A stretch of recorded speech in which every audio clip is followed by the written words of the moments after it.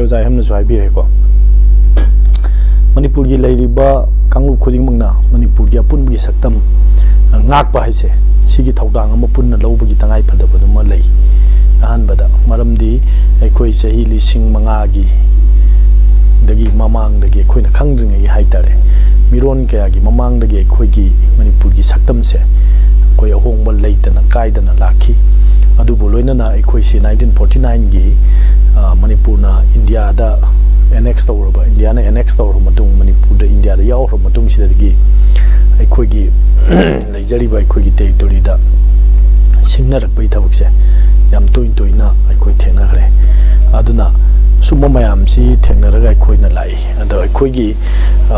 हंदकी सानगिबा ngaraंगी वारी सानगिबा अदुगी कोई रिजल्ट अखोइ अफबा अमा सुंसोइ सोइदना लाक्नबगी पॉजिटिवली ओबा मियेंगदुदी अखोइ अदम थमजरी हाइतारे देन इंटेलेक्चुअल मैम अमा यावी they are the leader of the communities ma'am the constituency ma'am की लीडर ngakto ओइबनिना मकोइ जु होजिकी मतमदा लान तौनरगा मी हानाबा दगी सुमाइना सिनाबा वाना ताबसे अफबा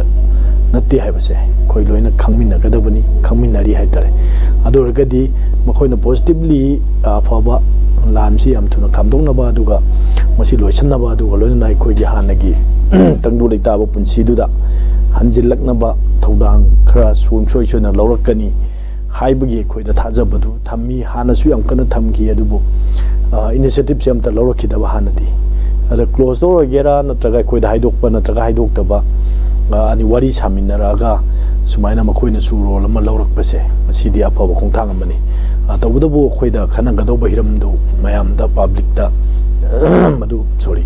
मदु खंगनलमद्रबनिना खंगनद्रबनिना अखोइना करी बदु अखोइ खंगिदबै वानी अदुबु खंद्रसु थोइदोंना काइदे सुम एजेंसी की न्यूज क्यागी एजेंसी न कोट तौरकपदा अखोइगी FMR से कोइना संबिदा हाइवे वानी कोइना फ्री मूवमेंट रेजिम कोइ संतोक जंजिन याबगी मतांग अदुगा फेंसिंग की बॉर्डर फेंसिंग तौबगी मतांग अदुगा लोइनना अखोइगी मसी याम थुना अखोइगी वायलेंस लोइसनबगी तक्सनबा हाइबा वाफमदुमा दा खनरंबा याय हाइबगी ऑब्जर्वेशन मयाम थमनरी हाइतारे मदु ओइसनु अदुगा लोइनना वारी सानबसिदा अखोइना याम तंगाई फदना यहोन दबा यादबा केनो खरा अहान मन हदगिन स्टेप अहान बोरगसु अनि सुबदा अखोइगी सेमैतेगी MLA सिंह तंपाके MLA सिंह यावरगा पुन्ना सानबगी वाफमदुनी अखोइ मयामना याम तान खौरांग ngaidi haitare aduna अखोइना असेंबली फंबा मतमदा मखोइसि यावबियु मखोइ सुंसोइसोदना यावगदबनी असेंबली की MLA अमा ओइरिबनिना मखोइ मेंबर ओइबनिना मसी सुंसोइसोदना यावबम थोइ हाइबा वाफमदुने अखोइना थम्मगा लाक्चगिबा हाइतारे अदुबु लाक्कदोइबा तांग 29 दगी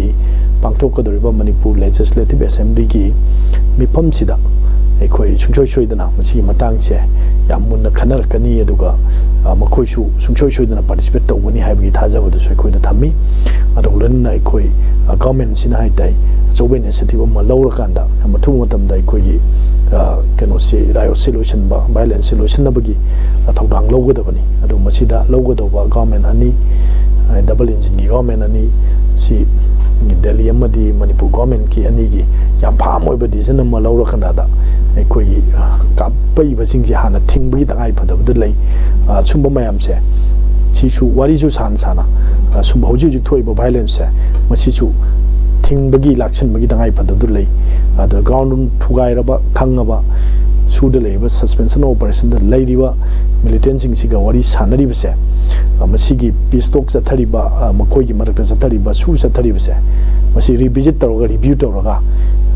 अखोइना येंग मतमदा खंगी मदमदी अखोइगी ग्राउंड रूल मरी लेसि लोइन थुगाइरबनी अद मसिदा इंडिया गवर्नमेंटना सुजि याम थुने ब्लॉकेट तौरगा लौथोकनादा मनिपुर गवर्नमेंट गी याम फाम ओइबा डिसीजन अमा कैबिनेट लौखरे वारे ब्लॉर थागरे अखोइदी सु हंदोए अखोइ ट्रिपाटाइट टॉक ता अखोइ यावरोयाना अदना बायलैटरल टॉक ओइना लेगदबनी पोचे अदुबो मदुगी ओइबा चपचाबा इंडिया गवर्नमेंट की रेस्पॉन्स टू लैतबनिना हौजिकी ओइना अदुम मखा सथरेनी अदना हतकी चलिबा थासी लोइसलकपदा सुसी लोइसनगिदौबनिना मतम लोइबनिना मदु एक्सटेंड तौदबिदा अदुगा लमहेनबा यावरिबा इलीगली एक्ट तौरिबा जिंगसे सी मथक्ता एक्शन लौबै तंगाई फदबदुसु लैरि अदुबो वांगदुदा रोइबदन थमजनिंगिसे फर्स्ट राउंड की ꯑꯩꯈꯣꯏꯒꯤ ꯋꯥꯔꯤ ꯁꯥꯟꯅꯕꯤꯔꯤꯕ MLA ꯁꯤꯡ ꯁꯤꯒꯤ ꯃꯔꯛꯇ ꯑꯩꯈꯣꯏꯅ ꯌꯥꯝ ꯊꯃꯣꯏ ꯁꯦꯡꯅ ꯑꯗꯨꯒ ꯃꯅꯤꯄꯨꯔꯒꯤ ꯑꯄꯨꯟꯕꯒꯤ ꯁꯛꯇꯝꯗꯨ ꯀꯥꯏꯗꯅ ꯊꯝꯃꯒ ꯍꯥꯟꯅꯒꯤ ꯂꯩꯕ ꯄꯤꯁ ꯑꯦꯟ ꯇ꯭ꯔꯦꯡꯒꯨꯂꯤꯇꯤꯗꯨ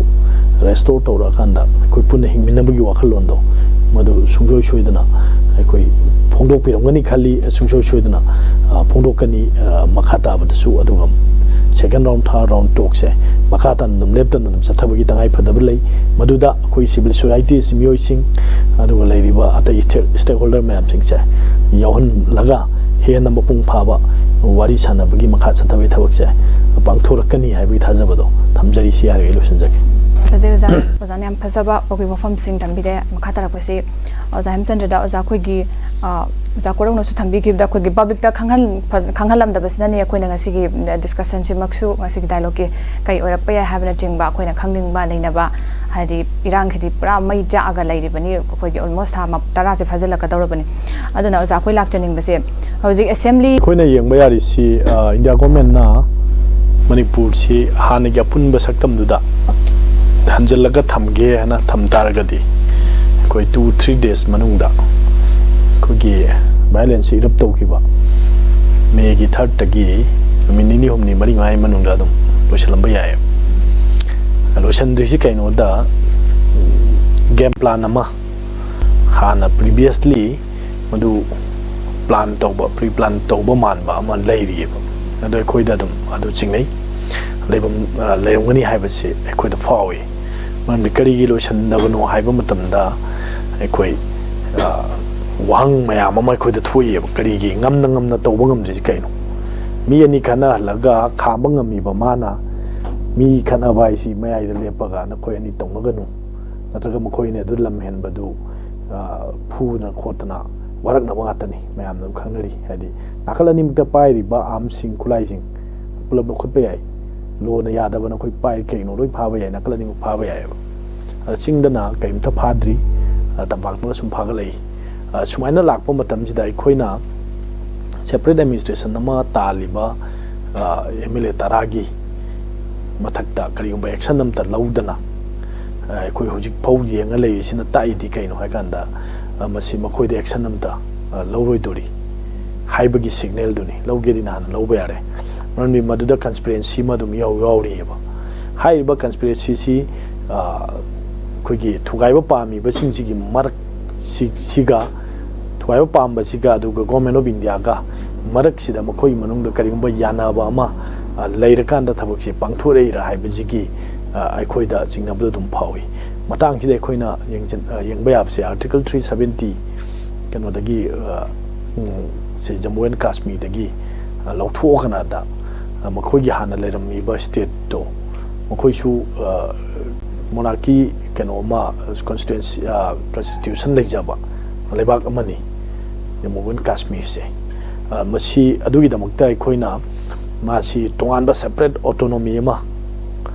ꯄꯤꯔꯀꯥꯟꯗ ꯄ꯭ꯔꯣꯇꯦꯛ ꯇꯧꯔꯒ ꯂꯥꯛꯏꯅꯦ ꯃꯥꯒꯤ ꯔꯥꯏꯠ ꯃꯌꯥꯝꯁꯦ ꯑꯗꯨꯅꯕꯨ ꯑꯦꯅꯤ ꯂꯦꯖꯤꯁꯂꯦꯁꯟ ꯂꯣ ꯑꯃ ꯁꯦꯝꯕ ꯃꯇꯝꯗ ꯄꯥꯔꯂꯥꯃꯦꯟꯇ ꯑꯗꯨꯅ ꯏꯟꯗꯤꯌꯥ ꯄꯨꯝꯅꯃꯛ ꯂꯣꯏ ꯆꯠꯅꯒꯅꯤ ꯑꯗꯨꯒ ꯖꯝꯃꯨ ꯑꯦꯟ ꯀꯥꯁꯃꯤꯔꯗꯗꯤ ꯆꯠꯅꯔꯣꯏꯅ ꯍꯥꯞꯄꯤꯅꯦꯕ ꯃꯔꯝꯗꯤ ꯃꯈꯣꯏꯒꯤ ꯇꯣꯉꯥꯟꯕ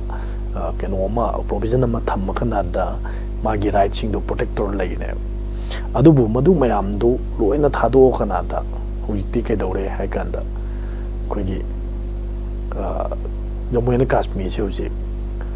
ꯂꯗꯥꯈ ꯍꯥꯏꯕ ꯑꯃ ꯑꯗꯨꯒ ꯖꯝꯃꯨ ꯍꯥꯏꯕ ꯑꯃ ꯑꯅꯤꯁꯦ ꯈꯥꯏꯗꯣꯛꯑ ꯊꯝꯈ꯭ꯔꯦꯕ ꯌꯨꯅꯤꯌꯟ ꯇꯦꯔꯤꯇꯣꯔꯤ ꯑꯣꯏꯅ ꯑꯃꯨꯛ ꯍꯟꯊꯍꯟꯈ꯭ꯔꯒ ꯁ꯭ꯇꯦꯠꯀꯤ ꯁ꯭ꯇꯦꯇꯁꯇꯨ ꯌꯨꯅꯤꯌꯟ ꯇꯦꯔꯤꯇꯣꯔꯤꯗꯨ ꯍꯟꯊꯔ ꯊꯨꯒꯥꯏꯔ ꯊꯝꯃꯦꯕ ꯁꯤ ꯀꯔꯤꯗꯒꯤꯅꯣ ꯍꯥꯏ ꯀꯥꯟꯗ ꯖꯝꯃꯨ ꯑꯦꯟ ꯀꯥꯁꯃꯤꯔꯗ ꯑꯩꯈꯣꯏꯒꯤ 370 ꯂꯧꯊꯣꯛꯈꯤꯕ ꯑꯃꯗꯤ ꯃꯥꯒꯤ ꯁꯣꯕꯔꯦꯟꯇꯤꯗ ꯏꯟꯇꯔꯅꯦꯜ ꯁꯣꯕꯔꯦꯟꯇꯤꯗ ꯑꯆꯧꯕ ꯍꯥꯟꯅꯒꯤ ꯂꯩꯕꯗꯒꯤ ꯑꯍꯣꯡꯕ ꯑꯃ ꯄꯨꯔꯛꯈꯤꯕ ꯃꯇꯝꯗ ꯃꯗꯨ ꯀꯟꯁꯇꯤꯇ꯭ꯌꯨꯁꯟꯅ ꯌꯥꯗꯦ ꯃꯗꯨ ꯏꯟꯇꯔꯅꯦꯁꯅꯦꯜ ꯂꯣꯅ ꯌꯥꯗꯦ ꯀꯟꯁꯇꯤꯇ꯭ꯌꯨꯁꯟꯅ ꯌꯥꯗꯦ ꯍꯥꯏꯗꯅ ꯑꯩꯈꯣꯏꯒꯤ ꯁꯨꯄ꯭ꯔꯤꯝ ꯀꯣꯔꯠꯇ ꯊꯥꯡꯒꯠꯂꯛꯄ ꯀꯦꯁ ꯑꯃꯅ ꯃꯔꯝ ꯑꯣꯏꯔꯀꯥꯟꯗ ꯅꯨꯡꯇꯤꯒꯤ ꯑꯦꯕ꯭ꯔꯤꯗꯦ 10 days ꯀꯟꯖꯨꯒꯦꯇꯤꯚꯂꯤꯒ ꯃꯈꯣꯏꯒꯤ ꯃꯇꯥꯡ ꯈꯟꯅꯈꯤꯑꯕ ꯁꯨꯄ꯭ꯔꯤꯝ ꯀꯣꯔꯠꯀꯤ ꯑꯗꯨꯒꯤ ꯕꯔꯗꯤꯛꯁꯨ ꯂꯩꯔꯦ ꯕꯔꯗꯤꯛ ꯂꯩꯕ ꯃꯇꯝꯗ ꯃꯗꯨ ꯑꯟꯀꯟꯁꯇꯤꯇ꯭ꯌꯨꯁꯅꯦꯜ ꯑꯣꯏ ꯍꯥꯏꯕ ꯋꯥꯐꯝ ꯂꯥꯛꯄ ꯃꯌꯥꯝꯗꯨ ꯀꯦꯌꯥꯔ ꯒꯣꯔꯃꯦꯟꯗ ꯃꯗꯨ ꯑꯣꯕꯖꯥꯔꯕꯦꯁꯟ ꯇꯧꯔꯒ ꯑꯗꯨꯝ ꯊꯝꯃꯒ ꯃꯗꯨ ꯍꯧꯖꯤꯛ ꯐꯥꯎꯕ ꯑꯩꯈꯣꯏꯒꯤ ꯖꯝꯃꯨ ꯑꯦꯟ ꯀꯥꯁꯃꯤꯔꯒꯤ ꯏꯟꯇꯔꯦꯁꯇ ꯖꯁꯃꯦꯟꯁꯦ ꯄꯤꯗꯕ ꯍꯥꯏꯇꯥꯔꯦ ꯑꯗꯨꯃꯥꯏꯅ ꯂꯩꯔꯀꯥꯟꯗ ꯂꯩꯈꯤ sina taidi kaino haikanda apun bai sakta makoi ni pulhan bo matamda pun gi bo matamda aikoida kugi liberation movement natraga magi hanagi leijariba constitutional safeguard mayam magi madu adum leiraga makata na adum chatharak pataragadi india gi kenoda sovereignty da natraga magi india gi territory da kaiba lakpa yai haiba wafam chi lakanda ani se separate of thoine likewise in the context of manipur the su ekoina block ahum ama thona khaidok pataragadi madu makoida kokchi oidaba haidare article 3 na 3 of constitution of india na hairisi ekogi lamama lairamba state amadagi state ama adum khaidok pa yai no state amadagi machet ama lokthoga state am dei lokthoga aduma topa state ama semba yai state si maming hongba yai haibagi provision ma ama leibani na maduda machet thugairaga lei tardi ngasagi idea of manipur gi yam maru oibada yauriba wapon territory haibase manipur gi idea of manipur da territory se yamna maru oiba maneba haiba territory haiba aikogi population leiba adi machak manga yauriba haidare idea of manipur da idea of any state ta ko adi yauriba pungi saktam du punna lakta tardi thugai gi bataragadi aikoi makoi da hena administration da central government gi administration hena nungai gani ado makoi gi territory the threat leiroi then liberation movement amta insurgent ki problem se lak ta bayai haiba makoi gi premature conception ama sujoi shoidana ai lairongane khaleba aduna ngasi lanji loisandribani ai khoi khangi india na kari gi ngasi bawa la loisandrino aduga loinana Narendra Modi na wam ta ngang thi kari gi no haise ai khoi sabchana khange anna mayamna speculation da adu oibe na haiba targasu khoi na khar thijan jaruba legally amadi magi historical background amadi loinana magi hojik tawriba attitude sida masi ekoi nainari aduga madu khangi haitare adna ekogi apunbagi saktam du saglakanda ekogi hanagi film se thamba yade haibasi makhoida soidana phawrongani se ekogi thajajabane aduna masigi wafam sida apunba manipur gi idea manipur gi si thugai rakanda ekogi atopa union territory gumba natra separate administration gumba leitaragadi aikogi fungal se hana leijarami ba aikogi manipur gi keno se saktam se masi adum sungsoi soidana adum punna thamtaradi makoi de hena kokchipo oigani muramdi 1949 da annex tawro matung manipur ne yaw rabo matung dagi hoju phawbadam series of discrimination lai ba human rights violation mayam lak pachigi effect mayam ma about international level amadi national level da mayam ma khanarakba aduga india da yamna indiana yamna oppressive oiba aduga discriminating oiba mayam ma ek mayam ma sathadana khogi unlawful oiba law mayam ma haitare ko international humanitarian law ni yadaba crime against humanity gumba war crime gumba sathaba manba india government gi thabuk mayam ma tawro lakpase masi to kanada anauba manipur gi kaidaba saktam adu india kaidaba saktam manipuri saktam kaigrasu india gi saktam di kairoi gaina khanba haidi india gi saktam kaidaba na manipuri saktam kaibada gi hena priority pisan gi hai tare ko adu magi manba mong khara dum leiri aduga yam hena kuppa depth to di aikoina researchers in the thijali aduga speculation da ngangnariba mayam che achumma khara de dum yawi haibse akhoi myam adum khangeba ko aduna aikoina sida yengba yari si sagi separate administration ama pinabagi ingit leitaba taragadi akhoi na ngai tumina leise leiroi sat thabo oina paikhalakane che riot chi manipur da khadana te thoise gujarat ta thokri dan other india gi central india amadi western india da thuyi yam toina thokpa jam thun lo sangi wa tane karigi 상대는 탐미노 하이세 인달징 너트가 벤맨 카라 인전 바카라 엔크레스토 바카라 야오부두나 상할리버니 아두고 로이나나 란미싱나 이행아가 라이세 거의 바보 오르나 바이따레 이 머론다 거이다나 아행바 미 오덴스이나 타라가 탐미바 ꯂꯥꯟꯃꯤꯁꯤꯡꯁꯦ more than 80,000 ꯍꯦꯟꯅ deploy ꯇꯧꯔꯤꯕ ꯂꯥꯟꯃꯤꯁꯤꯡꯁꯦ ꯃꯁꯤ ꯁꯤꯖꯤꯟꯅꯗꯨꯅ ꯊꯝꯃꯤꯁꯦ ꯁꯤꯒꯤ ꯏꯕꯤꯠ ꯆꯞ ꯆꯥꯕ ꯈꯨꯗꯝ ꯑꯃꯅꯦꯕ ꯑꯗꯨꯒ ꯁ꯭ꯇꯦꯠꯀꯤ ꯐꯣꯔꯁꯇ ꯍꯥꯏꯕꯗꯤ ꯁꯤꯚꯤꯜ ꯑꯦꯗꯃꯤꯅꯤꯁꯇ꯭ꯔꯦꯁꯟꯗ ꯃꯇꯦꯡ ꯄꯥꯡꯒꯗꯧꯕ ꯂꯥꯛꯏꯕ ꯑꯥꯔꯃꯤꯁꯤꯡꯁꯦ ꯁꯤꯚꯤꯜ ꯑꯦꯗꯃꯤꯅꯤꯁꯇ꯭ꯔꯦꯁꯟꯗ ꯃꯇꯦꯡ ꯄꯥꯡꯕꯒꯤ ꯃꯍꯨꯠꯇ ꯑꯩꯈꯣꯏ ꯃꯈꯣꯏꯅ ꯑꯣꯏꯅ ꯂꯣ ꯄꯥꯏꯕꯒꯤ ꯐꯤꯕꯝꯗ ꯂꯥꯛꯏꯅꯦꯕ ꯑꯗꯨꯒ ꯂꯣ ꯑꯦꯟꯐꯣꯔꯁꯃꯦꯟ ꯑꯦꯖꯦꯟꯁꯤ ꯃꯅꯤꯄꯨꯔ ꯄꯨꯂꯤꯁꯀꯤ ꯑꯦꯒꯦꯟꯁꯇ ꯊꯕꯛ ꯌꯥꯝ ꯇꯧꯔꯛꯏꯅꯦꯕ ꯑꯗꯨꯒꯤ ꯄ꯭ꯔꯨꯞ ꯃꯌꯥꯝ ꯑꯃ ꯑꯩꯈꯣꯏꯅ ꯎꯈ꯭ꯔꯦꯀꯣ ꯑꯗꯨꯅ ꯁꯨꯃꯥꯏꯅ ꯑꯩꯅ ꯊꯝꯖꯅꯤꯡꯉꯤꯁꯤ ꯃꯁꯨꯝꯕ ꯈꯜꯂꯤꯕ ꯐꯠꯇꯕ ꯋꯥꯈꯜ ꯃꯌꯥꯝꯁꯤꯡ ꯑꯁꯦ ꯃꯁꯤ ꯏꯟꯖꯟꯕ ꯑꯃ ꯌꯥꯎꯔꯀꯥꯟꯗ ꯏꯟꯗꯤꯌꯥ ꯒꯣꯔꯃꯦꯟꯅ ꯇꯧꯕ ꯃꯥꯟꯕ ꯇꯧꯔꯤꯕꯁꯦ ꯃꯁꯤ ꯇꯣꯛꯀꯗꯕꯅꯤ ꯃꯤ ꯃꯌꯥꯝ ꯁꯤꯔꯐꯥꯎꯕ ꯑꯩꯈꯣꯏꯒꯤ ꯕꯥꯔꯗꯦ ꯑꯃꯒꯤꯗꯤ ꯋꯤꯁ ꯄꯤꯔꯛꯄ ꯉꯝꯃꯒ ꯃꯤ ꯑꯁꯨꯛ ꯌꯥꯝꯅ ꯁꯤꯕꯁꯤꯗ ꯁꯤꯒꯤ ꯀꯣꯟꯗꯣꯂꯦꯟꯁ ꯃꯦꯁꯦꯖ ꯑꯃ ꯐꯥꯎꯕ ꯄ꯭ꯔꯥꯏꯝ ꯃꯤꯅꯤꯁꯇꯔ ꯑꯣꯐ ꯏꯟꯗꯤꯌꯥꯅ ꯄꯤꯗꯕꯁꯦ ꯃꯁꯤꯒꯤ ꯅꯨꯡꯒꯤ ꯑꯣꯏꯕ ꯋꯥꯈꯜꯂꯣꯟꯁꯦ ꯌꯥꯝꯅ ꯂꯩ ꯍꯥꯏꯇꯥꯔꯦꯀꯣ ꯁꯤꯅꯤ ꯑꯩꯈꯣꯏꯅ ꯁ꯭ꯋꯥꯏꯗ ꯇꯦꯟꯇꯛꯅ ꯑꯩ ꯊꯝꯖꯅꯤꯡꯉꯤ